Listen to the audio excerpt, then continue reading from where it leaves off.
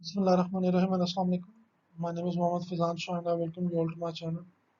तो आज के लेक्चर में हम लोग डिस्कस करेंगे कि मैटलैब के अंदर लॉजिकल ऑपरेटर्स और कंडीशनल स्टेटमेंट्स क्या होती हैं। ये दोनों जो लेक्चर्स हैं लॉजिकल ऑपरेटर्स और कंडीशनल स्टेटमेंट्स के, ये मैंने पहले भी अपने चैनल के ऊपर अपलोड किए हुए हैं। एक ये लॉजिकल ऑपरेटर्स और conditional statements C plus plus में क्या होते हैं। अगर आप लोगों को मज़ीद गाइडेंस चाहिए तो उसके लिंक मैं यहाँ पर शेयर करता हूँ, आप लोग काइंडली उसको विजिट कर सकते हैं। वहाँ पर मैंने बहुत डिटेल के साथ डिस्कस किया है कि लॉजिकल ऑपरेटर और कंडीशनल स्टेटमेंट क्या होते हैं। उनके एग्जांपल्स भी मैंने वहाँ पर सॉल्व किए हैं। तो अगर आप लोगों को मज़ीद इसके बारे में जानना हो तो इन लिंक्स को ज़रूर विजिट कीजिएगा। आज के लेक्चर में हम मैटलैब के अंदर इनको कैसे यूज़ करते हैं वो देखेंगे, और एक ओवरव्यू लेंगे कि लॉजिकल ऑपरेटर्स क्या होते हैं हमारे पास और कंडीशनल स्टेटमेंट्स क्या होते हैं। सबसे पहले हम देखेंगे कि हमारे पास रिलेशनल ऑपरेटर्स क्या होते हैं। रिलेशनल ऑपरेटर्स हमारे पास वो ऑपरेटर्स हैं जो दो वेरिएबल्स को या दो इक्वेशंस को आपस में रिलेट करें, जैसा कि हमारे पास ऑपरेटर्स होते हैं less than, greater than, less than और इक्वल टू, ग्रेटर देन और इक्वल टू या नॉट इक्वल टू। तो ये जो 7 सिंबल्स बने हुए हैं, यही सिंबल्स हम यूज करते हैं मैटलैब के अंदर भी करने के लिए। अगर जब हम मैटलैब के अंदर इसको पुट करेंगे तो हम लोग यही सिंबल्स यूज करेंगे। अब समझने की सिर्फ ज़रूरत इसके अंदर ये है कि मैटलैब इसको कैटर कैसे करता है ग्रेटर देन को और लेस देन को। जिस तरह अब यहाँ पे मैंने कमांड विंडो के अंदर जिस तरह मैं लिखूँ अगर कि मेरा 5 इज़ ग्रेटर देन 8, तो आंसर मेरे पास 0 आएगा। 0 क्यों आएगा? क्योंकि 5 8 से बड़ा नहीं है, 5 इज़ नॉट ग्रेटर देन 8। ठीक है, ये कंडीशन मेरे पास फॉल्स है बेसिकली। तो जब जब कंडीशन ट्रू होगी आपके पास, तब आपके पास आंसर 1 आएगा। जब भी कंडीशन फॉल्स होगी आपके पास आंसर 0 आएगा। जिस तरह आपके पास a is equals to 5 is less than 10, 5 is less than 10 आपको पता है, तो ये आपकी कंडीशन ट्रू हुई तो आपका आंसर क्या आ जाएगा? 1 आ जाएगा। 5 इज ग्रेटर देन 8 पे आपका आंसर क्या आ जाएगा? 0 आ जाएगा। ठीक है, तो बस आपने ये याद रखना है कि जब आपके पास ग्रेटर देन, अगर आपके पास कंडीशन ट्रू है तो आपके पास आंसर 1 आएगा, अगर फॉल्स है तो आपके पास आंसर 0 आएगा। अब ये सेकंड एग्जांपल में अगर आप देखें कि y is equals to 6 is less than 10 ब्रैकेट्स के अंदर, plus 7 is greater than 8, plus 5 multiply by 3 equal to 60 divided by 4। अब 6 इज लेस देन 10, तो अब यहाँ पर आपके पास 1 आ जाएगा। ठीक है, 7 इज ग्रेटर देन 8, ये आपके पास फॉल्स है, ये 0 आ जाएगा। आपको पता है 5 इंटू 13 3 क्या होता है? 15। 60 डिवाइडेड बाय 4 भी आपके पास 15 होता है, तो 15 इज इक्वल्स टू 15 है, तो आपके पास 1 आ जाएगा। तो y के अंदर आपके पास वैल्यू क्या स्टोर हो जाएगी? 2 स्टोर हो जाएगी। 1 plus 0 plus 1, y is equals to 2 आ जाएगा आपके पास।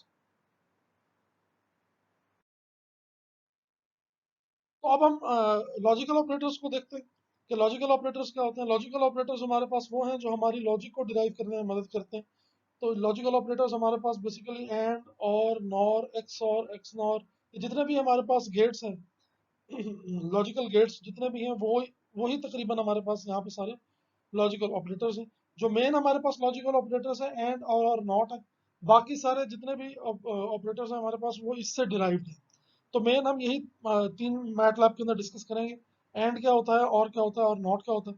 ठीक है, अब जो एंड गेट है हमारे पास operates on two operands A and B. और एंड में हमें पता है कि अगर दोनों कंडीशंस हमारे पास ट्रू होंगी तो हमारे पास आंसर आएगा, अगर हमारे पास दोनों कंडीशंस ट्रू नहीं होंगी तो हमारे पास आंसर 0 आएगा। सेम वैल्यू पे 1 आएगा, डिफरेंट वैल्यू पे हमारे पास 0 आएगा। ए एंड बी, और ये मल्टीप्लिकेशन का ऑपरेशन होता है एंड गेट के अंदर बेसिकली।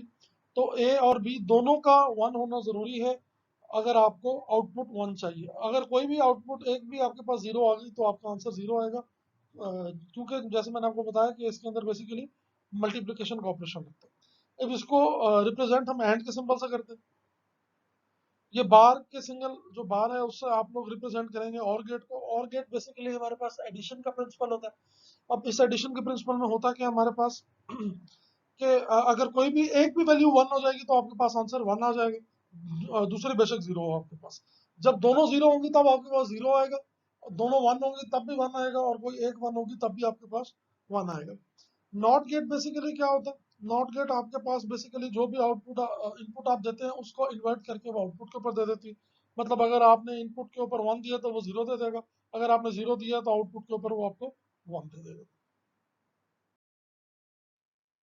मैटलैब के अंदर प्रेसिडेंस कैसे दी गई है ऑपरेशंस को कि किस तरह करना है। मतलब अगर एक क्वेश्चन है या एक आपके पास वेक्टर है जिसके ऊपर मल्टीपल ऑपरेशंस लग रहे हैं, तो अब देखना यह है कि उसके ऊपर उसको प्रेसिडेंस कैसे देते हैं हम लोग। तो जो सबसे पहली प्रेसिडेंस है वो हमारे पास ब्रैकेट वालों को दी जाती है, जो ब्रैकेट के अंदर आपके पास टर्म्स होती है। दूसरी किसी भी एक्सपोनेंशियल को दी जाती है। तीसरी प्रेसिडेंस लॉजिकल नॉट को दी जाती है। चौथी मल्टीप्लिकेशन या डिवीजन को दी जाती है। पांचवी एडिशन और सब्ट्रैक्शन को दी जाती है। छठी आपके पास जितने भी रिलेशनल ऑपरेटर्स हैं उनको दी जाती है। सातवीं आपके पास एंड गेट को दी जाती है, और सबसे लोएस्ट प्रेसिडेंस आपके पास आपके और गेट की होती है।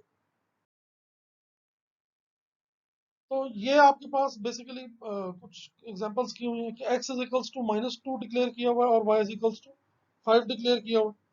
तो उसने लिखा है -5 is less than x is less than -1। ठीक है, this inequality is correct mathematically. ठीक है, ये आप अगर देखें तो मैथमेटिकली तो ये ठीक है कि -2 जो है वो -5 से बड़ा और -1 से छोटा है। ठीक है, the answer however is false in MATLAB since it is executes from left to right. ठीक है, अब आंसर मैटलैब के अंदर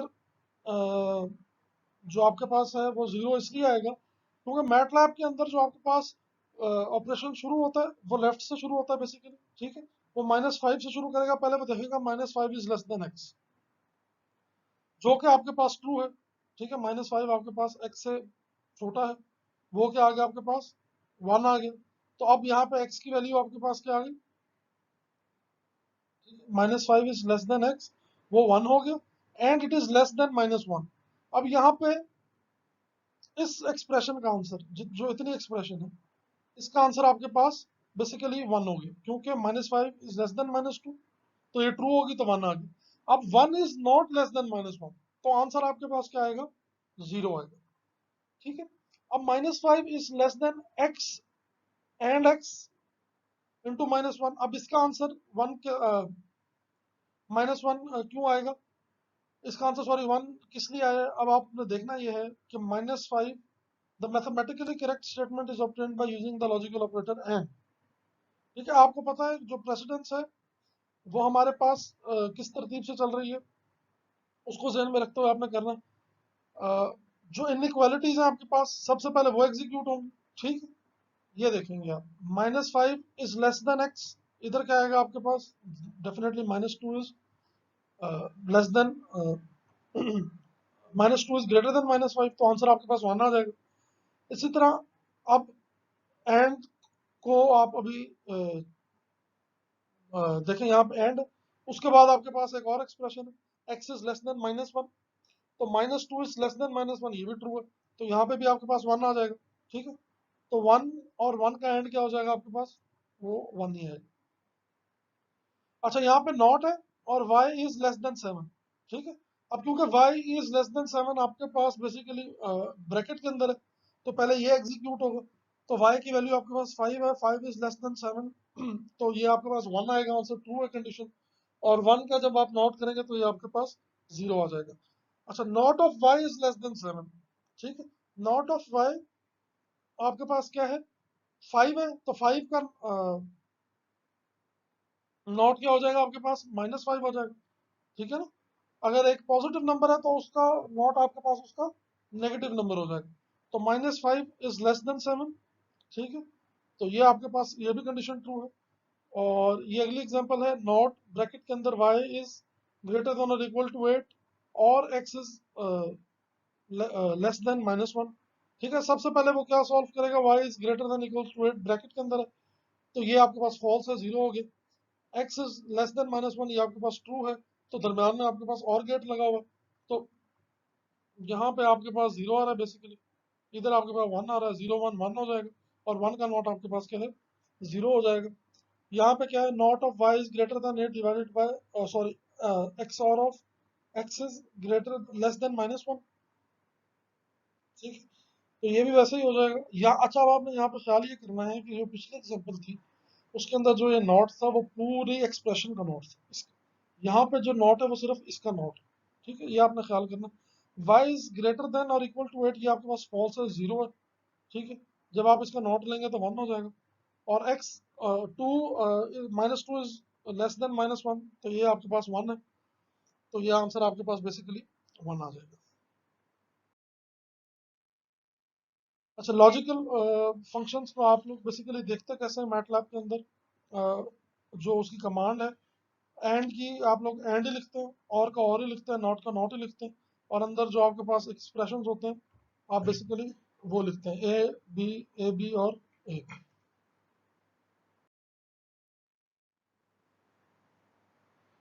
ये हमारे पास वो ट्रुथ टेबल है जिसके ऊपर हमारा एंड और जो गेट्स हैं हमारे पास मुख्तलिफ वो डिपेंड कर रहे होते हैं। तो ये शुरू उसने किया है false true false true false false true true. Basically ये इस तरह होता है कि 0 1 0 1 0 0 1 और तो फॉल्स हम बेसिकली 0 लेते हैं और ट्रू हम 1 लेते हैं।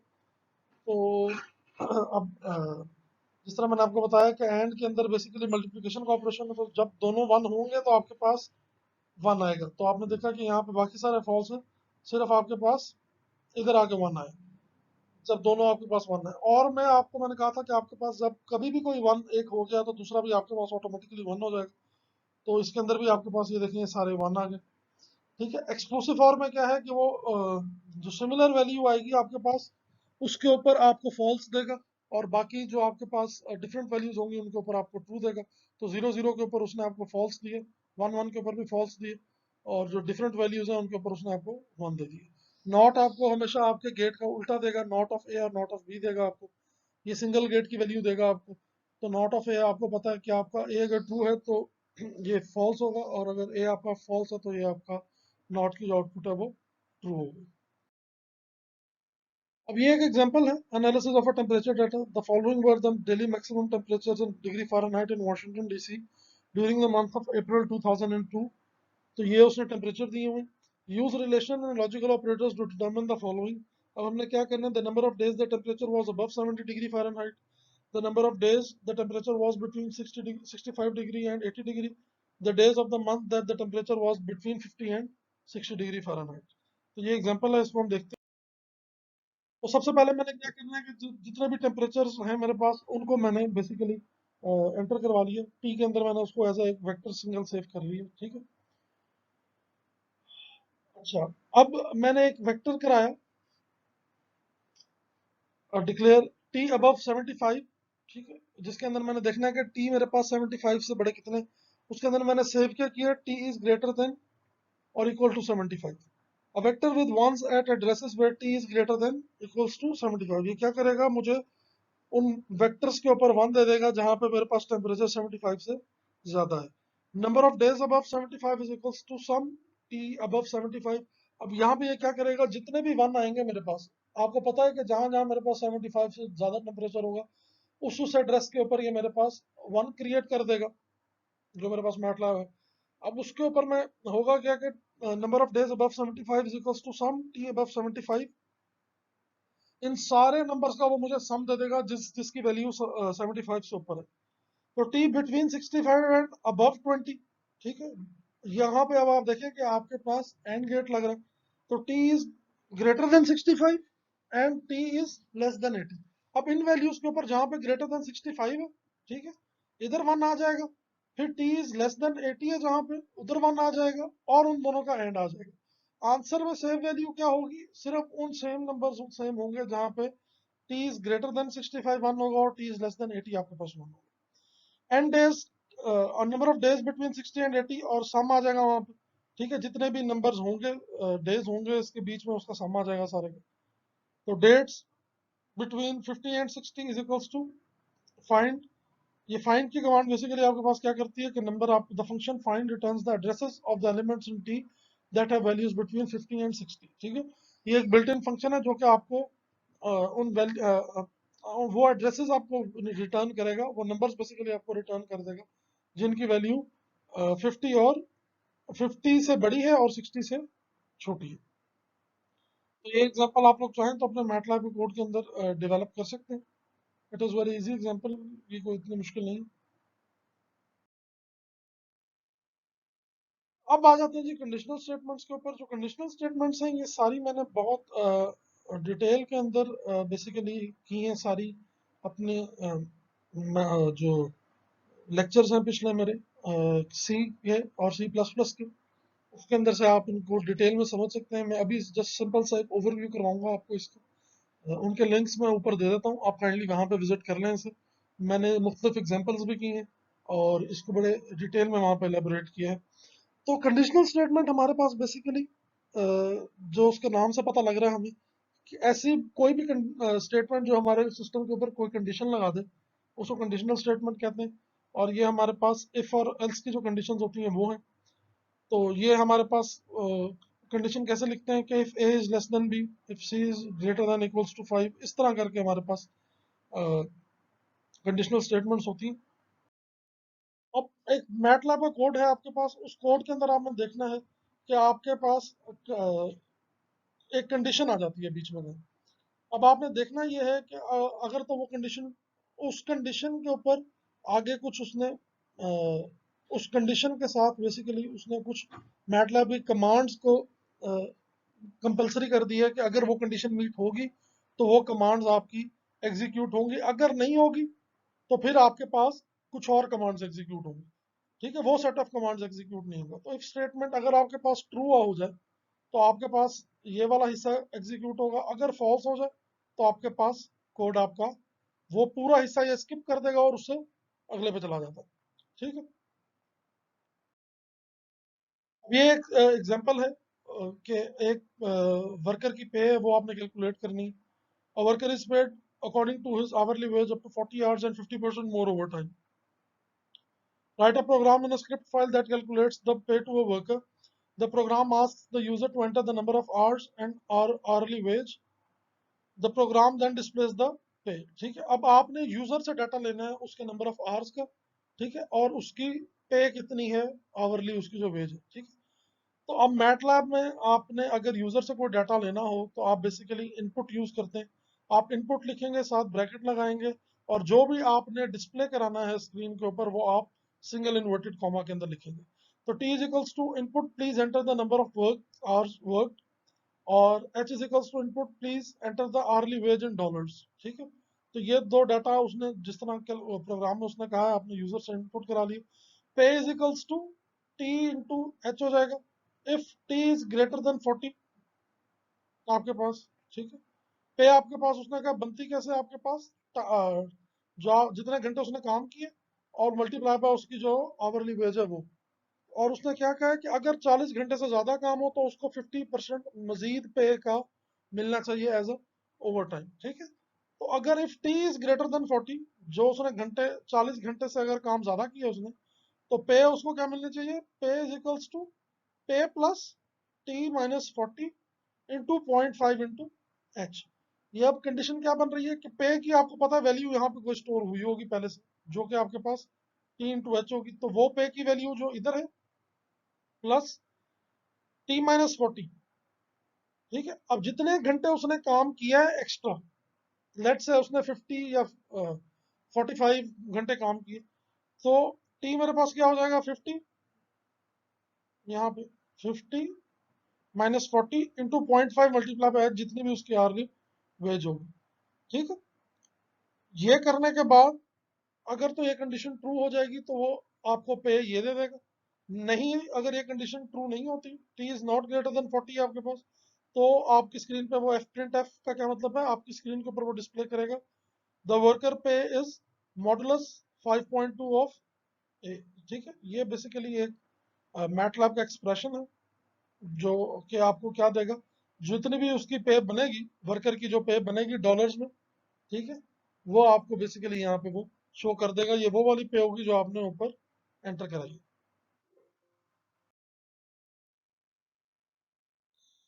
तो ये अब हमारे पास इफ एल्स एंड स्ट्रक्चर है। इसके अंदर बेसिकली हमारे पास होता क्या है कि अगर मेरे पास एक मैटलैब का कोड है, अगर तो वो कंडीशन मेरे पास इफ की स्टेटमेंट है।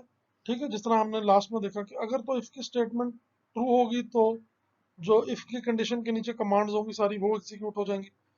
अगर इफ की कंडीशन मेरे पास फॉल्स होगी तो मेरे पास जो एल्स में कमांड्स होंगी वो सारी एग्जीक्यूट हो जाएंगी। अगर एल्स में भी मेरे पास एल्स वाली स्टेटमेंट भी मेरे पास फॉल्स हो जाती है तो मेरे पास जो एंड वाला कमांड होंगी, एंड के बाद वाली, वो एग्जीक्यूट हो जाएंगी मेरे पास। मैटलैब, ये जो आपके पास इफ एल्स और इफ की कंडीशंस की स्टेटमेंट है, इसकी मजीद जो एग्जांपल्स हैं आप समझने के लिए मैं फिर आपको रेफर करूंगा अपनी प्रीवियस लेक्चर्स के ऊपर, काइंडली आप वो विजिट कर लें। इंशाल्लाह आपको क्लियर हो जाएगा।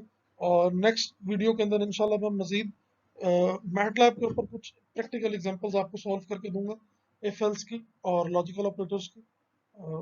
होप सो आपको जो बेसिक कंसेप्ट है वो क्लियर हो गया होगा।